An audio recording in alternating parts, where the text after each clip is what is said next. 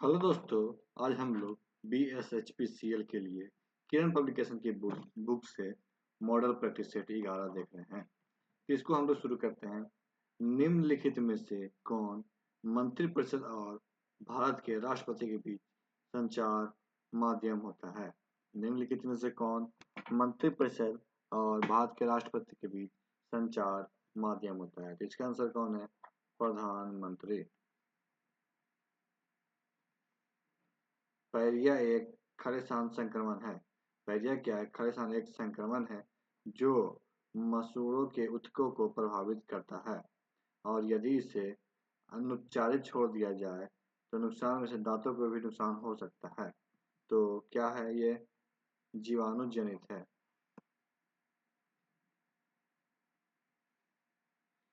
पट्टादकल में मल्लिकार्जुन और विरूपाक्ष मंदिरों को राजा विक्रमादित्य द्वितीय की दो रानियों द्वारा चालुक्य की खालिस्तान पे विजय के स्मरणोत्सव के रूप में निर्मित कराया गया था।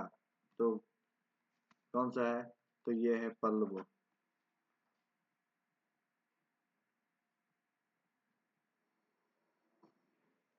निम्नलिखित में से कौन भारत के नियंत्रक और महालेखा परीक्षक CAG की नियुक्ति करता है?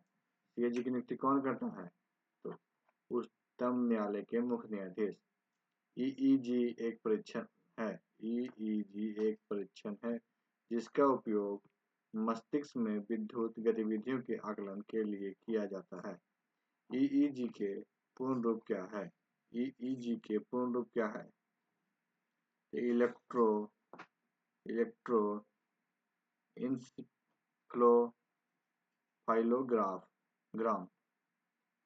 दाद खालिस्तान के कारण होने वाला एक आम त्वचा संक्रमण है। किसके कारण होने वाला आम संक्रमण है?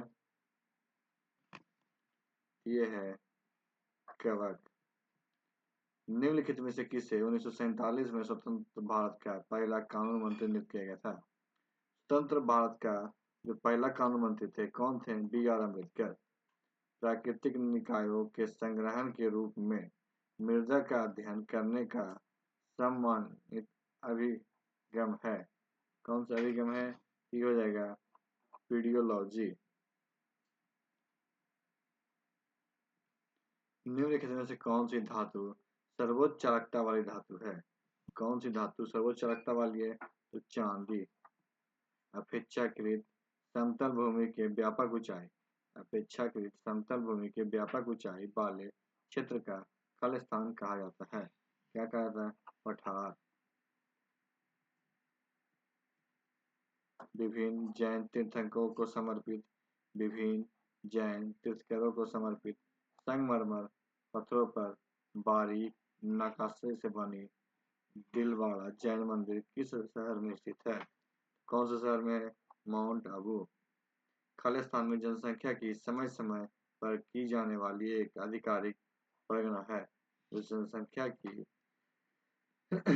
आधिकारिक परगना है क्या है? यह है सेंसस। प्रथम पिछड़ा वर्ग आयोग की अध्यक्षता खालिस्तान के द्वारा की गई थी। प्रथम जो पिछड़ा वर्ग आयोग की अध्यक्षता किसके द्वारा की गई थी? तो काका कालेकर। निम्नलिखित में से कौन उड़ीसा के जिले में फैले ज्वार नदमुखी स्वरूप के साथ खारे पानी की एक झील और उथल गेलून है? कौन है? चिल्का झील। इल्बर्ट बील किस वर्ष प्रस्ताव किया गया था? इल्बर्ट बील किस वर्ष प्रस्ताव किया था? 1883। संविधान एक 103वां संशोधन अधिनियम 2019 द्वारा पारित संविधान के किन अनुच्छेदों को संशोधित किया गया था? कौन सा संशोधित किया गया था? अनुच्छेद 15 और 16। 1932 में निम्नलिखित में से किसे हरिजन सेवा संघ की स्थापना की थी? हरिजन सेवा संघ के कौन? महात्मा गांधी। निम्नलिखित में से किसे अलीगढ़ आंदोलन का नेतृत्व किया था? किसने अलीगढ़ जो आंदोलन हुआ था उसका नेतृत्व कौन किया था? सर सैयद अहमद खान। निम्नलिखित में से कौन स्वतंत्र भारत के पहले वित्त मंत्री थे? स्वतंत्र भारत के पहले वित्त मंत्री कौन थे? RK षणमुख शेट्टी। नेयर बांध निम्नलिखित में से किस राज्य में की नेयर नदी पे एक गुरुत्वाकर्षण बांध है? किस नदी पे है? तो केरल में।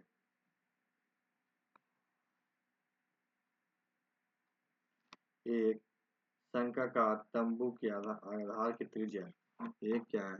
शंखाकार तंबू के आधार की त्रिज्या 5 मीटर तथा उसकी ऊंचाई 12 मीटर है। इसे बनने के लिए इसे क्या है? बनने के लिए 5 मीटर चौड़े कितने मीटर कैनवास की आवश्यकता होती है? तो कितना होगा? इसको हम कैलकुलेट कर लेंगे।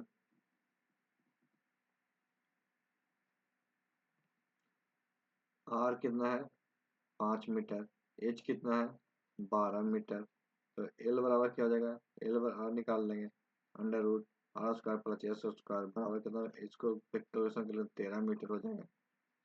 फिर क्या है? बकपृष्ठ का क्षेत्रफल, बकपृष्ठ का क्षेत्रफल क्या होता है? पाई आर एल।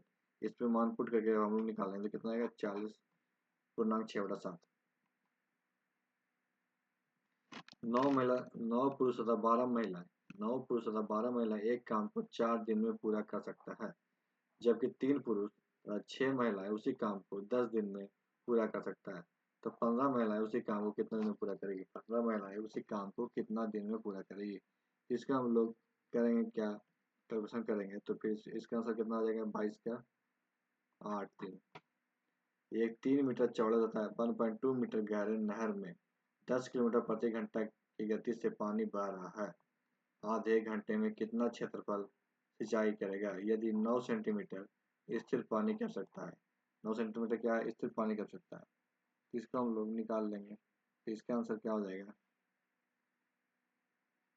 20 हेक्टेयर।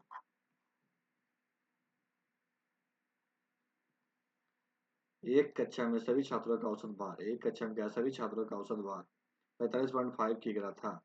बाद में 5 छात्र जिनका भार 44.6 किग्रा है, 43.4 किग्रा और 44 किग्रा, 45 किग्रा तथा 43.5 किग्रा है, कक्षा छोड़कर चले गए। परिणामतः शेष छात्रों का औसत वजन 500 ग्राम बढ़ जाता है। तो प्रारंभ में छात्रों की संख्या क्या थी? कक्षा में छात्रों की संख्या क्या थी? इसको औसत निकालना है तो हम लोग क्या करेंगे? इतना जो औसत भार है उसमें सबको घटा के 10 से भागा दे देंगे।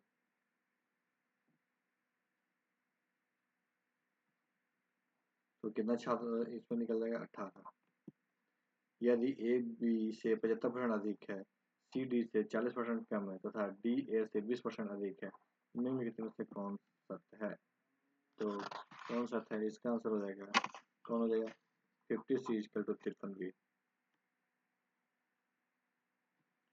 एक व्यक्ति एक वस्तु को एक निश्चित मूल्य पर बेचता है, उसका लाभ प्रतिशत क्या होगा यदि उसे एक मूल्य के 80% पे बेचने से 16% की हानि होती है? इसका आंसर हो जाएगा 5%।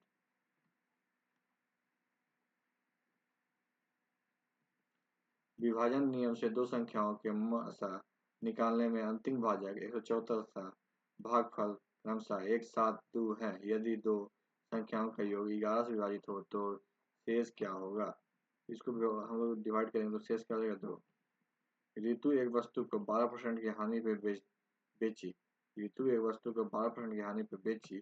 यदि वह इसे 55.8 रुपये अधिक में बेची होती तो 13% का लाभ होता। 10% लाभ के लिए उसे कितने रुपए में बेचना चाहिए? तो इसका आंसर क्या हो जाएगा? 4 नंबर 242.52। 13 संख्याओं का औसत 65 है। 13 संख्याओं का औसत क्या है? 65 है। प्रथम 3 संख्याओं का औसत 63 है तथा अगले संख्याओं का औसत 64.5 है। 11वीं 12वीं संख्या से 2 अधिक है लेकिन 13वीं संख्या से 2.5 कम है। 11वीं और 12वीं संख्या का औसत क्या होगा? इसका औसत हम लोग देखेंगे, निकालेंगे तो इसका आंसर कितना आ जाएगा? 67। एक वृत्ताकार पार्क का क्षेत्रफल एक त्रिभुजाकार मैदान जिसकी भुजा 20 मीटर 24 मीटर है के क्षेत्रफल के 3 पाई गुना है। वृत्ताकार पार्क का परिमाप क्या होगा? इसका परिमाप निकालना है तो कैलकुलेशन करेंगे। इससे क्या आंसर होगा? 151। 3392 रुपये की एक राशि ए बी सी डी के बीच इस प्रकार बांटा गया कि ए तथा बी के हिस्से का अनुपात 2:5 है, बी तथा सी के हिस्से का अनुपात 3:7 है तथा सी तथा डी के हिस्से का अनुपात 5:8 है, तो सी का हिस्सा क्या होगा? सी का हिस्सा क्या हो जाएगा? 1060 रुपया।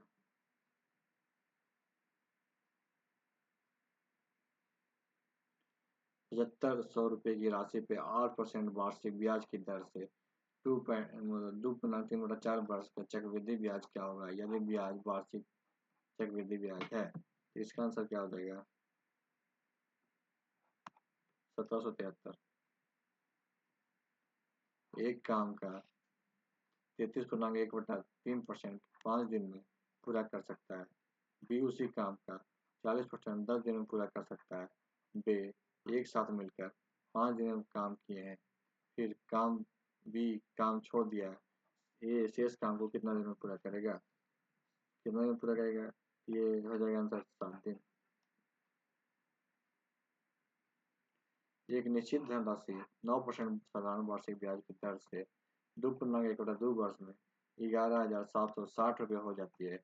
उसी धनराशि पर 15% वार्षिक ब्याज की दर से 4.2/5 वर्ष का साधारण ब्याज क्या होगा? इसका साधारण ब्याज क्या होगा? तो 63-36।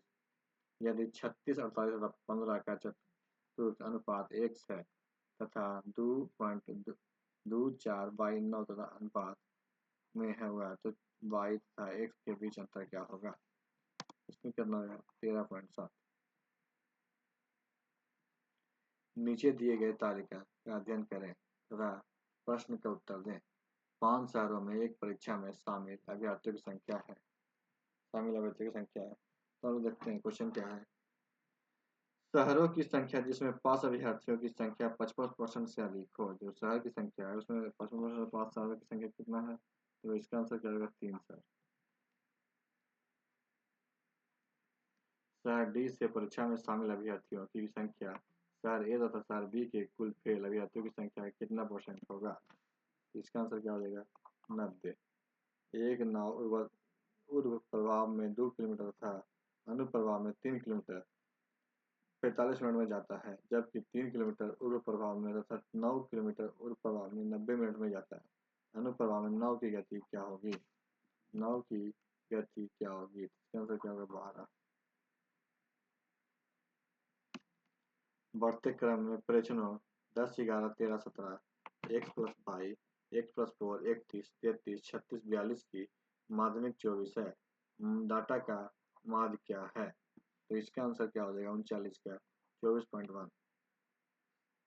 7/8 भागा 5.1/4 गुना 7.1/5 माइनस 3/20 ऑफ 2/3 भागा 1/2 प्लस 3/5 गुना 7.1/2 प्लस 2/3 भागा 8/15 का मान 7 प्लस k के बराबर है। तो जहाँ k क्या होगा? तो इसको हम लोग देखेंगे। इसका आंसर क्या हो जाएगा? 19/20।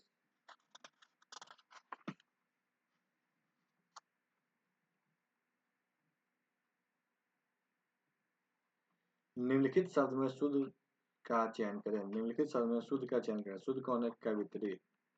कल्पित का विलोम शब्द है। कल्पित का विलोम शब्द क्या है? सत। संज्ञा और सर्वनाम के जिस रूप में उसका संबंध वाक्य में किसी दूसरे शब्द के साथ प्रकट होता है उसे कहते हैं। उसे क्या कहते हैं? कारक। निम्नलिखित शब्दों में से पर्ययवाची शब्द का चयन कीजिए।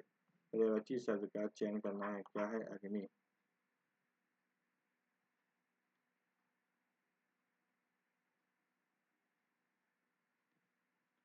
पंडिताइन शब्द में कौन सा प्रत्यय लगा है? पंडिताइन शब्द में कौन सा प्रत्यय लगा है? आयन। निम्नलिखित में से शुद्ध वाक्य क्या है? निम्नलिखित में से शुद्ध वाक्य क्या है? तो मोहन ने गुनगुने जल में स्नान किया। दुविधा में दोनों गए माया मिली ना राम। लोकोक्तियों का अर्थ क्या है? इसका अर्थ हो जाएगा एक समय में 2 काम करने से एक सफलता ना मिलना। नीचे लिखे गद्यांश के लिए पढ़कर दिए गए प्रश्न का उत्तर दीजिए।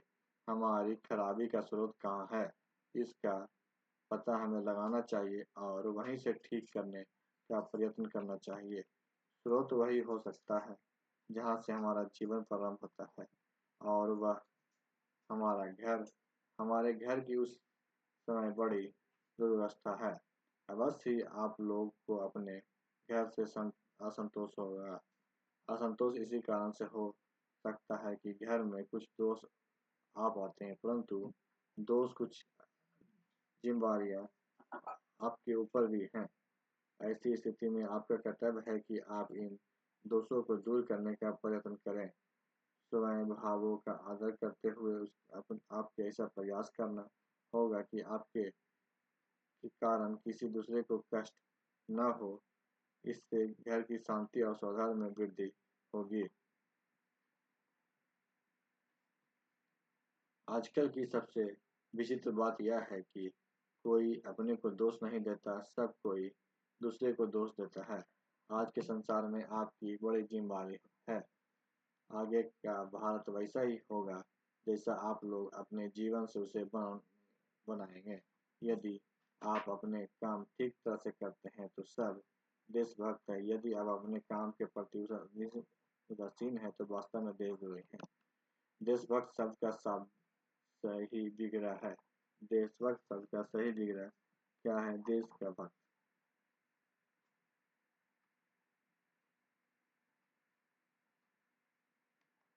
हमारी खराबी का स्रोत कहाँ है? हमारी खराबी का स्रोत कहाँ है? घर में।